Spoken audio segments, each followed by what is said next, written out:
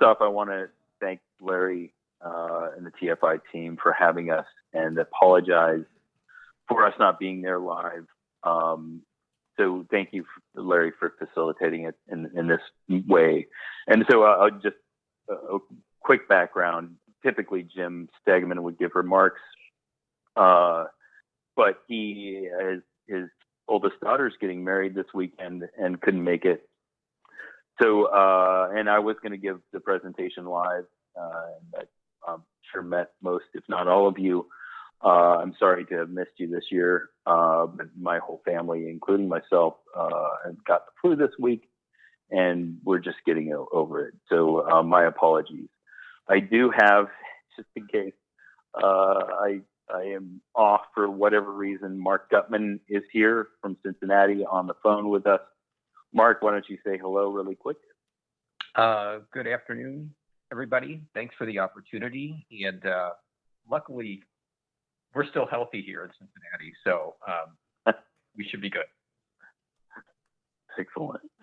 All right. So what I'd like to do, we're starting on slide 1. If we can just transition to slide 2, and I'll give you a quick overview of what we're going to talk about. I will hold for questions at the end. Both Mark and I will be available for questions. But really what we wanted to do is give you a quick policy update, an update from DC and a little bit from the states and local government on what's going on public policy surrounding broadband issues. I'll very, very briefly touch on net neutrality. I believe you probably have talked about that, but our expertise is going to be more on the infrastructure side and USF, Connect America Fund, state and local policy. I should also note that Luis Rodriguez could not be here. It's been a very, very tough week or few days for us at CostQuest. He had a family emergency. And honestly, the least of our worries is me being sick and not being there. So just wanted to note that Luis couldn't be here. He was going to give part of the presentation, but he can't make it. He's in Puerto Rico. Just by way of background, very, very quickly, most of you know CostQuest professionally through our work on valuation and appraisal and property tax work. But honestly, probably more than half of our work is related to public policy, a lot in DC on federal policy. If you know us at all outside of the realm of valuation and appraisal, it's our work for the Federal Communications Commission. We continue to work for the FCC on the Connect America Fund. Our models are the models that are used for the Connect America Fund, both on the rate of return side and on the price cap side. We've also worked on things like the National Broadband Plan, and we also work on E-rate as well for the FCC. We work for a number of states, including New York, which we'll go over, but have worked for many, many other states on their broadband programs as well. I'll very quickly talk about net neutrality. So net neutrality, the impacts are real. The things that ISPs can do now with the repeal of net neutrality are real in terms of how they can tier pricing and potentially have fast lanes and potentially throttle are real, but can be overstated. I think really what I want to point out here that the repeal of net neutrality is really the battlefront for two basic larger wars. Effectively, it's a battle between content providers such as Google, Netflix, Yahoo, and content delivery ISPs. But it's also an ideological war between removing of government control versus consumer protection. And we're going to see that play out in the next probably 6 to 12 months federally, with some maybe legislation coming out. Federally, there's a push from the Senate, especially 16 or more senators are potentially co-signing a bill to repeal the repeal, which would just need a simple majority.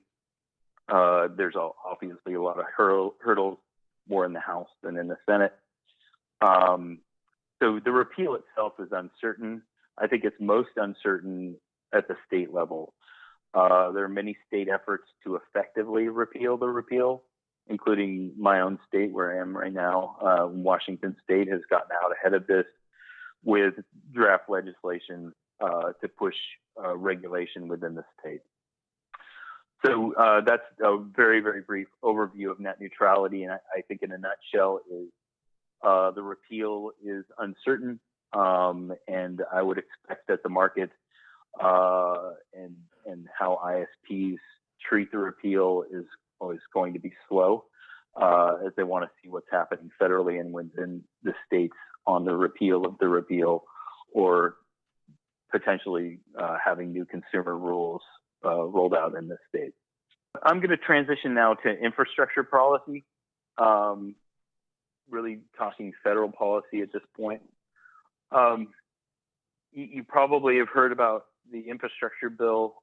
Let me give you an overview. We've been involved in, on the Hill in a lot of this. As you may know, Jim Stegman has testified in House Commerce on data availability for decision making and legislation, but also on cost to deploy and build out networks, fiber and 5G. The executive branch, it's sometimes a little bit hard to follow where they are on this. We've had a few mixed messages, but essentially they're pushing for a 1 trillion to 1.7 trillion impact, which would be really basically funded by 200 billion in federal funds, and the remainder would be state, local, and private funding.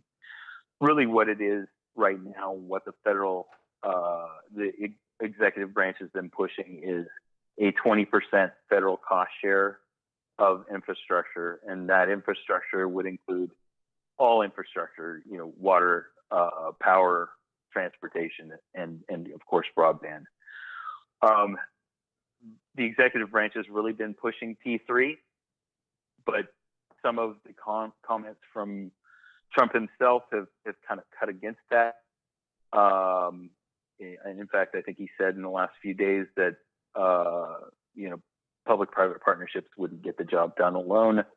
So that may mean that he's more siding with some of the Democratic Senate comments about having more federal funding, higher cost share of federal funding, support infrastructure rollout. Really what the executive branch was pushing is not only public-private partnerships, but a move away from project-based funding and pushing the states to make decisions on projects and having kind of more of a rolling budget.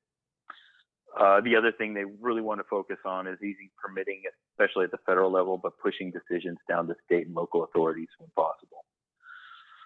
On the legislative side, it's difficult to say what's going to happen. We've been there. We've talked to them. We've had 2 staff briefings, both in the House and the Senate. There's talk of having between $5 billion and $20 billion dedicated for telecom infrastructure, broadband infrastructure. But that number hasn't settled yet. Where the rub is, I think, for especially the Democrats, is how the tax bill is impacting what they can do with infrastructure. And so if there's 200 billion needed and there's a $1 trillion need overall with the total cost share, how does that cut against the shortfall of 1 trillion because of the tax bill? And that's what the Democrats are saying. The other thing to look at is, all the key infrastructure from transportation to power and other utilities, they're competing for this funding. It's estimated that there's at least 2 trillion needed for transportation alone. We've given figures on broadband infrastructure needed. And when you look at it, it could be well over 100 billion in fiber alone, and wireless infrastructure of maybe that same amount to support 5G. And we'll go over some of that shortly. Senators have sent a letter, including Amy Klobuchar, who we've met with her staff, pushing broadband into the infrastructure bill. So there is a big push to get broadband funded. On the FCC side, PI is pushing for any funding that comes out of legislation to be funded through universal service funding, through Connect America Fund and other mechanisms. It's notable that there is a CAF shortfall, Connect America Fund shortfall, and I think the FCC, I think particularly PI, looks to that shortfall to be made up with federal funds. And that would include, I know PI's pet project is having gigabit opportunity zones where federal funding would be serving underserved or low-income communities. I think basically it's an income-based geography where the incomes are 75% below national median. So, in short, the executive branch, legislative, and regulators need to come to an agreement on how much is going to be funded, how much is going to be dedicated to broadband, what that cost share is going to look like from a standpoint of federal to state and private, and what mechanisms are going to be used to fund that. Is it going to be an ARRA standard of funding that goes through NTIA, or is it going to be pushed through the FCC and through the Connect America Fund and other mechanisms? I'll get us started on the Connect America Fund program and where that stands. As I mentioned, CostQuest is on the front lines with that. We can talk about things that we touch, but not go into too much great detail on what the plans are for the FCC for the future. Of course, that's assuming we know what the plans are from the FCC in the future.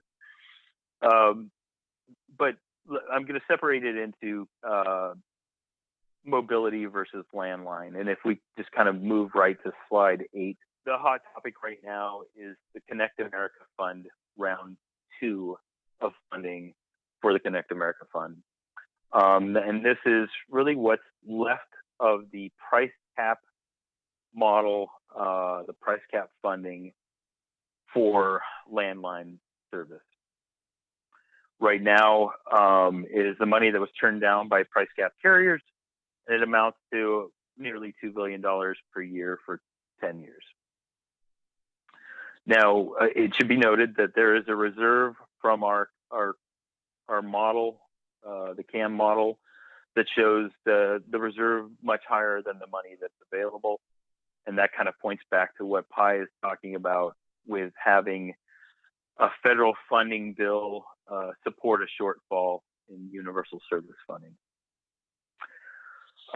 So what the price caps didn't want in terms of funding and what they weren't willing to go build out, other carriers are going to be willing to build out too.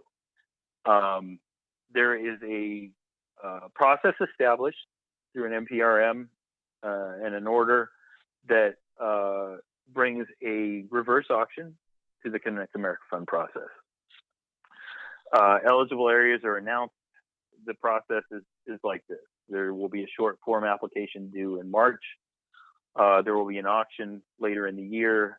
Long form applications will be then due after the auction.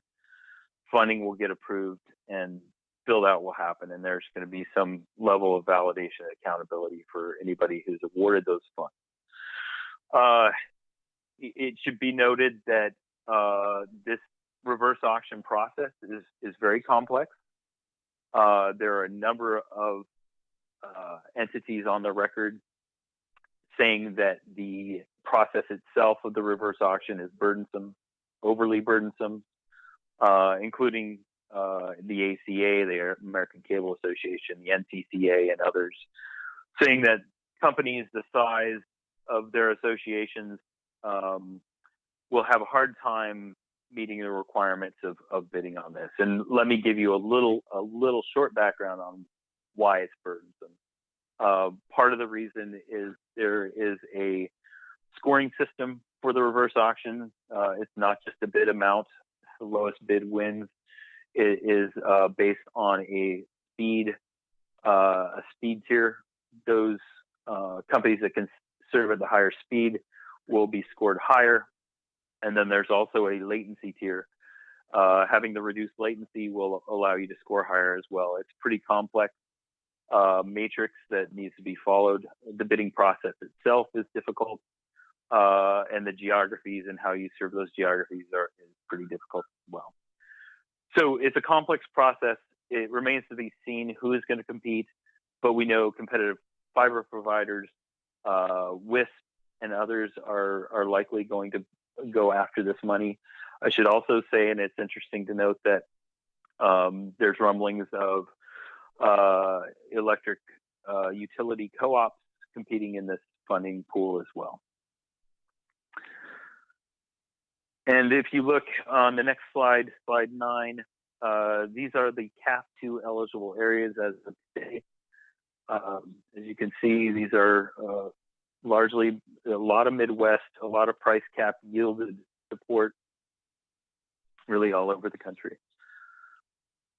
Slide 10. We'll talk about the other portion of funding that is going out soon. And this is the Mobility Fund 2. There was a reverse auction for Mobility Fund 1, and that was build-out funding, just build-out funding for a one-time $500 million infusion to build out in unserved areas. They're doing something similar for the Mobility Fund 2, and that will also happen this year. So there's $500 million annually for 10 years. Again, a reverse auction process, and it is going to be focused on those areas that are not covered by current recipients of Connect America Fund and that are unserved. There is a rather interesting play that's come out of this, in that, as we've talked about in the past, probably in prior years, the coverage maps that you see on TV, those are largely what drives what data is used at the FCC. Advertised coverage of LTE is probably not the reality on the ground. The FCC knows that and now has established a separate process whereby carriers have submitted data of where their current LTE coverage is, and this will let the FCC know what eligible areas remain for LTE unserved for the reverse auctions. However, it's not as simple as that alone. There is a challenge process. If a carrier submits a map that looks a little bit suspicious, other carriers can challenge that map by going and drive testing that area, submitting the drive test data to the FCC, and which could then yield a new potential area that could be held out in terms of being on the reverse auction. If you go to slide 11, you will see the current eligible areas. It's largely areas in the West. These are LTE unserved, and this is a prior map from the FCC 477 data. This will change slightly when we see the new data that was submitted by carriers. The challenging process, the challenge process itself, is likely going to yield more areas than are shown in the map. And I'll give you an example on slide 12. We have kind of been on the front lines of drive testing and looking at data and helping the FCC and Congress understand what is served and what's truly unserved in the mobile world. And those maps that you see on TV aren't truly reality. I think we all know that. And the carriers know that, have admitted as much.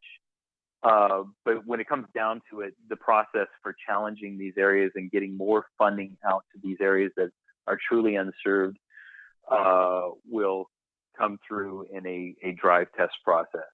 And over the next 6 months, you're going to see carriers paying for drive tests. Here's an example. If you look at the map on slide 12, this is southeast South Carolina. These areas in blue are shown as covered by at least 3 carriers. So anything in blue is shown as carrier covered by the FCC 477 data. Any black dot you see on there is drive tests that yielded no service availability or no test at all. And so you can see just in this area of 5 counties in South Carolina that there are going to be areas that are challenged, and those challenges are going to be taken to the FCC, and the FCC is going to have to decide whether those areas are going to be showing up in the reverse auction. Moving on, we're going to talk a little bit about infrastructure policy at the state level. But I think where we're seeing a lot of movement on the state level is a transition from the state broadband initiatives that we saw under the Recovery and Reinvestment Act. In that program, we saw federal funding of $4 billion, largely sold out to middle mile, and it was the feds supporting the states. There's no federal funding right now for states, so states are moving forward with their own programs, including funding programs. And I think the one that everybody's looking to is the state of New York, partly because it's the largest funded program of its kind across all the states. $500 million was the funding amount. This is due to a lawsuit that the state filed against some banks, and Governor Cuomo decided to put that toward funding rural broadband. It's a $500 million fund. It's interesting to note that this is a reverse auction, and it is very similar to the FCC's. The FCC has learned some things from the state of New York, and the state of New York has gone through 3 rounds of funding. Mark, I'll let you. Mark has been working on. We have a contract with the state of New York to help them understand what the costs are and how to dole out the funding via the reverse auction. Mark, you want to give us a quick update on where the state of New York is with this funding and what the next steps are? Well, thanks, Mike. We are just completing the 3rd phase of the auction. So the results have not been announced yet. So I don't believe they've been announced yet. So the 3rd phase, and that's probably the likely closing phase for the entire auction. What we found in the prior 3 phases, just sort of analytically, is we're seeing a pretty good ability to predict what the carriers' bids were. So specifically, what I'm getting at, one of our roles with the state was examining the bids and looking at those bids to make sure that they're reasonable from a cost perspective. And we've helped with that, and our models have been pretty accurate as far as understanding the variances in costs and seeing where outliers are and understanding outliers. What we find is the biggest outliers that we have in that modeling is when we don't. It's really not the electronics, it's not the labor, it's not the media. What it is understanding what the cost of existing infrastructure is. So Mike is going to talk in a little bit about state programs that are involved in like lowering the burden of getting access to things like utility poles, shared conduits, things of that nature.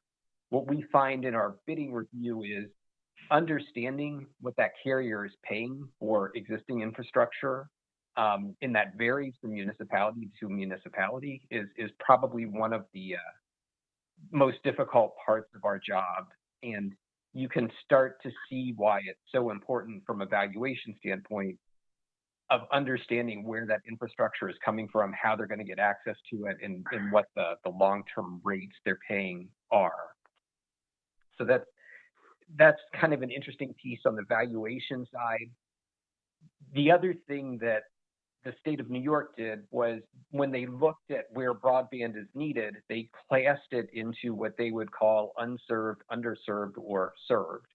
And just mechanically, the unserved were people who had less than 25 megabits available down to nothing. And then the class of 25 to 100 is underserved.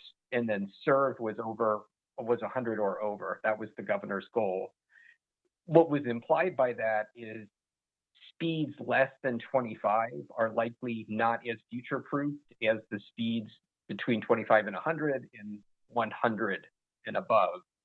So the state of New York was kind of future-proofing their broadband, if you will, and they were valuing somewhat differently if you have service today, but that service is not likely to be able to keep up with the needs of tomorrow. So that was sort of a unique thing that New York brought to the table. And I thought you'll see in some of the later slides that Mike presents, that's how we continue to look at broadband. So it's not just what you have, but what you have today going to be adequate for your needs of tomorrow? So Mike, that's kind of a quick overview of what we've done. Yeah. Thanks, Mark. And we're running up against the clock here, but I'll briefly touch on other states. There are other states looking at similar programs to the state of New York, including very loud rumblings for the state of Pennsylvania, state of Georgia, Colorado. There's overall an interest in statewide programs, funding programs. As Mark mentioned, there is a real effort to ease burden. I know Pennsylvania is looking into a lot of that, including the use of their assets to leverage for private build out. There's a ton of movement in the states, and I suspect that movement is going to get a boost if there is an infrastructure bill that is, at least by the executive branch's estimation, should be focused on states. I think there's going to be a lot of movement. When it comes down to it, there's the consumer demand is really driving the build out of fiber and wireless infrastructure, but there's a lot of movement federally and state and local policy that's pushing build out through some public funds as well. There are municipal movements of easing the build out burden and in pole attachment, use of conduit, lease of fiber. There's citywide programs that we've worked on that are focused on closing the digital divide and using public-private partnerships to do so. One of those cities is the city of San Francisco. I'll move on to slide 18. We'll get the city of San Francisco. There's a quick map on slide 18 of roughly 100. There's 100 plus citywide municipal fiber to the home networks being either built, or being close to built. There are various forms of public-private partnership. Moving on to slide 19, the city of San Francisco asked us to look at 4 different public-private partnership scenarios, including a retail player using citywide infrastructure to dark fiber and open access network. This is Mark. I think we may have lost Mike here, so I'm going to give him a minute to come back in. But I can pick up on slide 19, or I'm sorry, slide 21, where Mike was on San Francisco. What he was doing was, or what he was discussing was the model that we presented for the city. What they were looking at were different ownership scenarios. And what we could see in that ownership scenario is kind of a reflection of what you see on slide 21. So I think Mike just dinged back in. So Mike, I'll let you. Good example. Yeah. That's a good example. Yeah, you're right. It's a good example of why we need more cell towers. Again, I'm at home sick with the flu, and I only have a mobile phone, no landline, and that's probably a mistake. So I think Mark hit a little bit on the San Francisco equation and how we played into that. we've also done some modeling. Is you're looking at slide 19. This is a contribution margin map of the city of Washington, D.C., or the district of Washington, D.C. DC has been interested in digital divide issues for some time. We provided them with some analysis on where the economics make sense and where they don't make sense, so that they know where to focus their funding or demand generation or aggregation. On slide 21, we see a cost map or contribution map. Actually, this is a cost map of 120 individual neighborhoods in the city of San Francisco. This is work we did for the city that helped them understand where they need to focus their attention in both demand aggregation and funding. We've also done some work. It's interesting to see what cities are going to be interested in fiber projects, maybe public-private partnership fiber projects. We did some work for some Wall Street firms on rank ordering 4,000 cities across the U.S. on which ones had likely viability of having fiber. We did this work some time ago and predicted Austin was right up at the top. And that's when all the Austin programs got rolled out. This is a Jim Stegman, statistician special ranking. And needless to say, a lot of the drivers are focused on income, educational attainment, density, those things that all make sense for economic viability. And moving along, we were going to cover some of the other policy issues, but having touched base with Ruben this week and catching the end of his conversation, he's covered spectrum quite well. So we're not going to go over these issues in detail. IoT, I would only say that bandwidth is not a major driver for IoT. I think more that 5G and building out of 5G networks would help IoT in unifying a technology. There's too many other technologies, including RFID, Bluetooth, etc. I think on consumer protection, this is the big one right now. Consumer protection is going to be state-driven, and I think this is going to be pushed really as a catalyst of the repeal of net neutrality. You are going to see tons and tons of new regulation and legislation coming out of the state for consumer protection. Just real quick on math and data. A lot of this is what we presented on slide 24, 25, 26, is what we presented to Congress, to staffers in the Senate and House, and to the committee, the Commerce Subcommittee on Telecommunications. On slide 25, you see a map of current terrestrial coverage by speed tiers.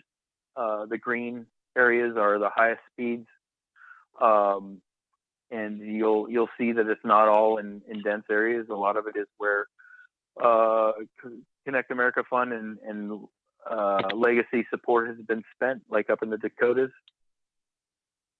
On the next slide, on slide 26, you'll see a table of served, unserved locations by state. I think it's interesting to note Mississippi and Montana have almost a third unserved, both for probably very different reasons. Montana, more density reasons.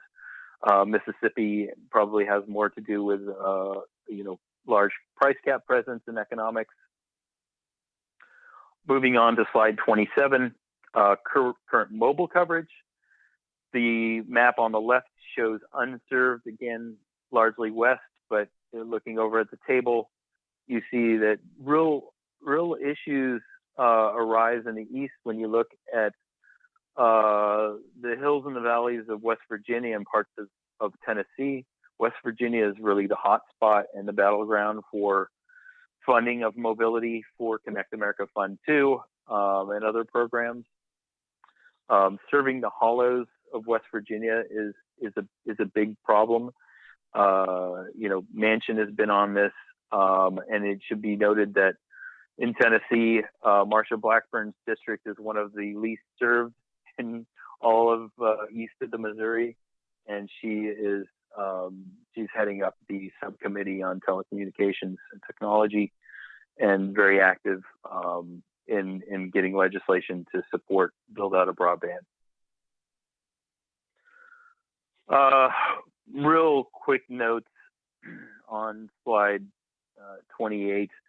I talk a little bit about fiber and how important fiber is. I would say that fiber growth is driven both by kind of location-based demand and really support for mobility, and I think that's even going to grow with the advent of 5G. Just having been close to it, I think the maybe you could point to Crown Castle's recent purchase of Light Tower to support what I'm saying. The interconnection of the landline network with mobility is a big deal right now. Crown Castle bought thousands and thousands of miles of new fiber through the Light Tower purchase, and hopes to have that support their macro and DAS small cell sites. There are different opinions on how deep fiber will go with the advances in 5G technology. Some say it's a waste to go to the premises, to the home. Others say that the landline connection is still king. I would say that the reality, it's going to be a mixed mode of fiber and mobile. And we're seeing that with a lot of the carriers that are there present in the room. When it comes down to it, large urban areas need fiber directly serving customers. There are wireless struggles. You all know about it in the cavern of dense cities and dense structures. The millimeter wave and DAS and small cell have limits to supporting. I think we've seen some of this ourselves. We did analysis in East New York, Brooklyn, and serving certain areas, and compared millimeter wave versus fiber, and fiber still wins out in some places, not only based in economics but on technology hurdles. So it's definitely going to be a mix of both. 5G deployment update. I'm going to roll through this very quickly and move to slide 31.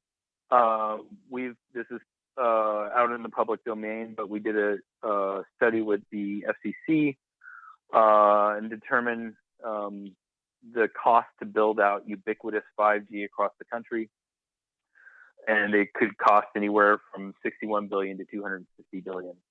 And that depends on what demand assumptions you use and whether that ubiquitous 5G network is going to serve for the purposes also of autonomous driving. And that would be the $250 billion. It requires a lot of fiber as well as wireless towers. I'm not going to go through the methodology on slides 32, 33, 34, 35, and I'm going to skip down to 37 and point to the real hurdles here in building a ubiquitous 5G network to support autonomous driving and other demand.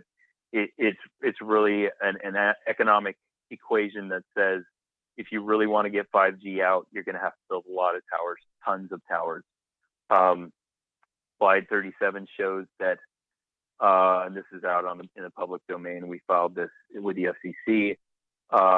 In terms of you wanting to break even for locating a tower, you have to have roughly 1,000 active subscribers on that tower. That doesn't bode well for building out 5G and throwing out a bunch of small cells across highways across the U.S. It is very difficult to do, and it's going to cost a lot of money, as I said, up to $250 billion. So I'm wrapping it up there and hoping to have left a couple minutes for questions. Again, I'm sorry for not being there live, and sorry for rushing through this presentation, but hopefully we have a couple minutes for questions. Okay. Well, I was just going to confirm who was the person that was spearheading the effort for Tennessee and Eastern Missouri for the rural broadband on slide 27. The woman that I mentioned is Marsha Blackburn Okay. of Tennessee. She heads up the subcommittee on telecommunications and technology through the Commerce Committee. And so, if that's the question you're asking, it's Yes.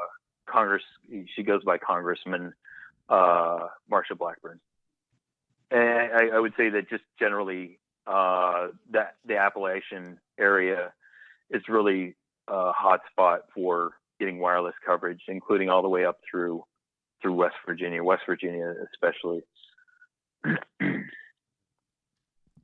Mike, this is Larry. Thank you so much for coming off your sick bed to give the presentation over the phone.